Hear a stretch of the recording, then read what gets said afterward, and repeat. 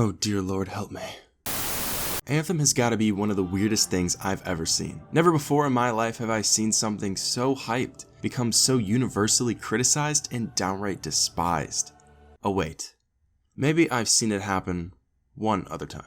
When Anthem was first announced, I'll be the first to admit I was so excited. I was like a dog when his owner comes home and he pees a little, because he just can't contain himself. Unfortunately though, that quickly ended, as bugs, lacking content, and a surplus of loading screens, among many other things, made Anthem an overall disappointment. February marks the point where Anthem initially released. For those of you living under a rock, I hate to break it to you, but it is February again. So I figured I would reinstall Anthem and see what's changed since I last played it. Back in the day, I had accounts on both PS4 and PC, but for the sake of this video, as well as my sanity, I'm going to strictly talk about the PC version of the game because I just can't be asked to play on more than one platform anymore. I did a little research on some of the updates and changes the game went through during 2019. Still, I want to keep most of my focus directed at the experience I have while merely playing the game, as most people who play video games don't read up on every single new change. So there might be some additions and alterations BioWare put into Anthem that I won't mention in this video, but honestly, if I don't notice them while playing the game, then they probably aren't that important. If the game improved, then I should be able to see that without reading an article online. But since a lot of you probably want to know, I'll quickly go over some of the updates BioWare added into Anthem over the past year. As you can expect, these will be done in true Timbo SparkNotes fashion. I briefly thought about going into detail about the origins of Anthem and why it was so underwhelming at release, but there have been tons of videos already made about that. I made one as well.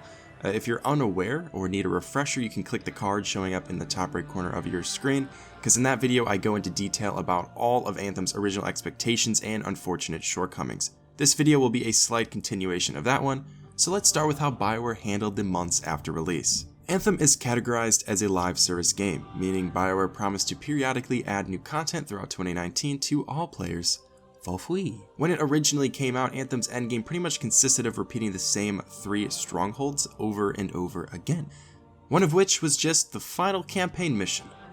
Nice. This repetitiveness combined with a lack of meaningful loot and progression caused a large number of players to leave and forget about the game. While there are some people out there that continue to enjoy playing Anthem, also welcome to those people because I'm sure there's some of you watching this video, the majority of the population has either grown to feel indifferent towards Anthem, moving on to other things, or wholeheartedly despise the game and all that it stands for. The first substantial update came on April 23rd, an entire 2 months after the game launched. The main appeal of this update was the inclusion of the 4th and final Stronghold mission. Along the way, they also allowed players to replay story missions from the campaign in higher difficulties, which was a good change, but honestly, it's kind of baffling that this wasn't in the game to begin with.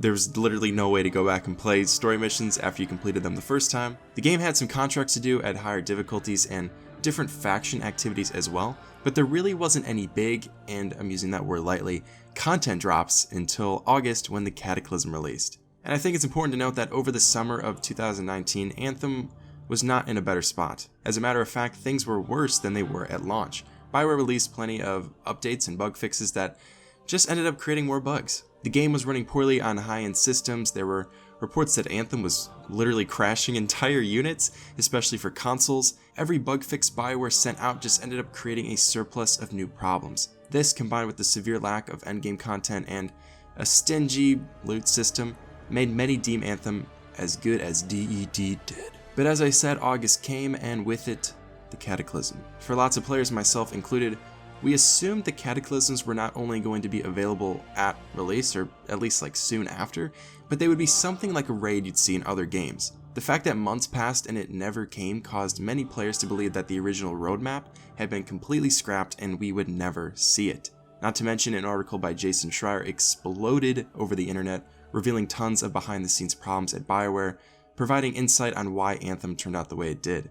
Despite all this drama, the Cataclysm still managed to come out towards the end of the summer after a long content drought. Being honest, I can't really say much about the Cataclysm because I didn't play it. From what I've heard, it wasn't that great, or at least not good enough for me at the time to warrant me going back and playing the game. However, I do know that BioWare became less particular about loot and added some new abilities and weapons, as well as increased the level of legendaries, which all sound like the type of things we're looking for. After that was Season of Skulls midway through October, which made the map look spooky and added some new activities and quality of life changes that were apparently pretty good. December 11th marked the time of the latest big update, which was titled Ironside. Apart from adding snow to the terrain, BioWare took the Cataclysm map away, so it's no longer playable for some reason. I don't know why they would take what seems to me as perfectly good endgame content away from a game lacking in endgame content, but okay. Basically, they took the scoring system, puzzles, and bonus challenges that were in the Cataclysm and applied it to the game's Stronghold missions. They also added an open world event, time trials in free play, and some quality of life improvements as always. And this takes us to today, the tail end of February, pretty much a year to the day when Anthem first came out. I understand some of you may not have liked my general omission of some of the changes Anthem went through and the additions BioWare implemented in the past year, but here's the thing. They weren't really all that interesting, and I honestly just don't know if I care. In the past year, there has been nothing substantial enough to warrant me and many other players to come back. There was no taking king, so to speak, where not only are there bug fixes, quality of life improvements, and little activities here and there, but there's a brand new story, tons of quests, an awesome raid, loads of cool loot to collect, stuff that makes the game feel different, fresh, new, and exciting. It's advertised, it's marketed that this is something new. Come back, because it's worth it. There were quality of life improvements to make the game better here and there. There were small content updates sprinkled around every few months to provide the remaining player base with something. And sure, I will admit that Anthem has changed for the better. Anthem, its loot system, its endgame, its gameplay loop, whatever, is in a better state than it was 365 days ago. That might not be saying much to some people given the place Anthem started from and considering where we as players expected and deserved the game to be at launch, but I will give Anthem the benefit of the doubt there. There are really two sides you can take when it comes to overhyped, disappointing games like this. You can be optimistic, acknowledging the positives, and seeing this as an improvement, being hopeful for the future, and rooting for BioWare to succeed. Or you can remain realistic and pissed off, whatever, and say, hey, I paid $60 or more for this, I was promised a certain type of experience and didn't get it.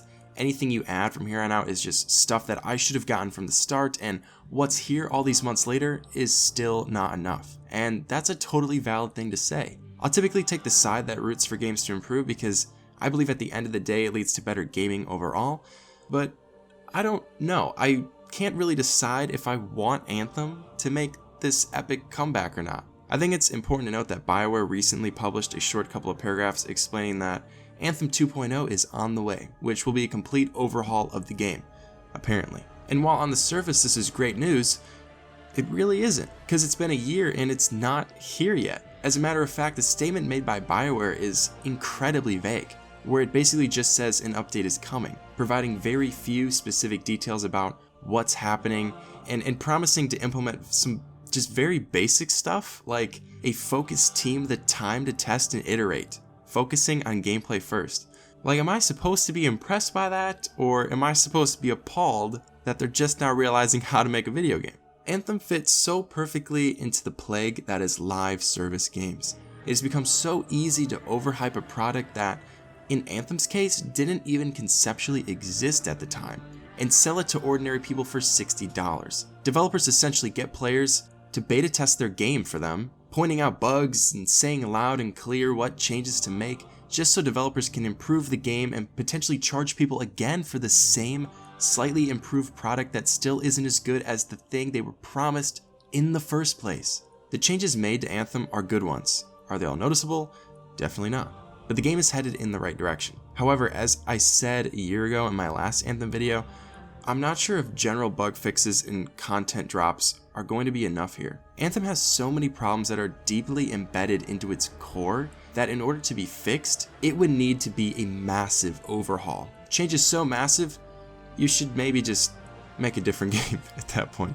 Even if Anthem adds great loot, fixes the bugs, and creates rewarding endgame content, it will still never be as good as what was originally promised to us. That could partially be because the game we were shown and told about never really existed, but that was the game that we were promised. Regardless, we need something big. The game needs to feel fundamentally different with substantial and sustainable content. What we've seen so far isn't enough to bring players back, as there are still so many problems and shortcomings with this game. I know it's a small example, but upon logging in, Anthem drops you into Fort Tarsus. What I'm about to show you is my experience, my first time seeing Anthem since I don't even know when. And while it may not accurately describe the progression the game has gone through necessarily, this right here is the first thing you'll see in the experience you'll have if you log into the game in February 2020.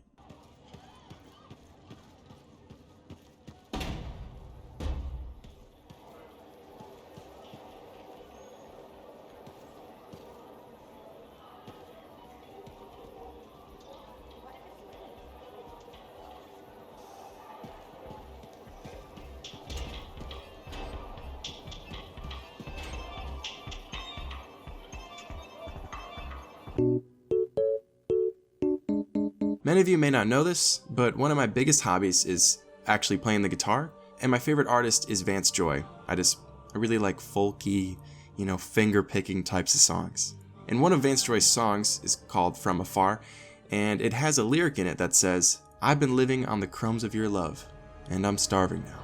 And that's exactly how I feel about Anthem. These updates, they're really just crumbs. I said at the beginning of this video that while I mention the articles and blogs posted about Anthem's updates, I mainly want to focus on the experience a user has just casually playing the game. If Anthem made significant changes, then I should be able to notice them without reading about them for hours online. While recording gameplay for this video, I legit almost scrapped this entire project because of what you're about to see. I think this video may have conceptually been more positive in my head before writing it, but I'm not about to pretend that this didn't happen. When I logged into Anthem for the first time, to gather my thoughts, see what was new, and record some gameplay, I loaded into a mission, and this is what happened.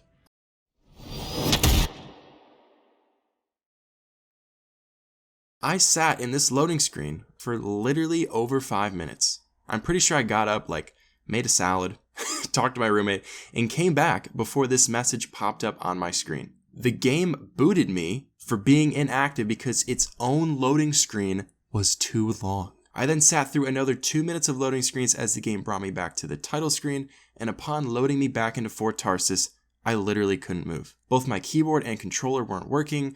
I was stuck in one place, unable to walk or look around, without any ability to launch a mission or open a menu, basically forcing me to Alt F4 Anthem. I wish I was making this up, because I'll be honest, I really wanted to say something positive about this game. Yes, there are fewer loading screens than before.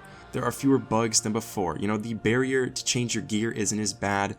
But here's the thing, it's still not as good as every other game's inventory system. They may have added little lore pieces on the loading screens to make them less boring that are straight ripped out of the Marco Polo title sequence from Uncharted 2. But they're still prominent, and the pacing is still unbearably slow. Until BioWare comes up with some crazy big expansion, figuratively and honestly literally rewriting the code for this game and fundamentally overhauling how it functions, Anthem will continue to be broken to its core.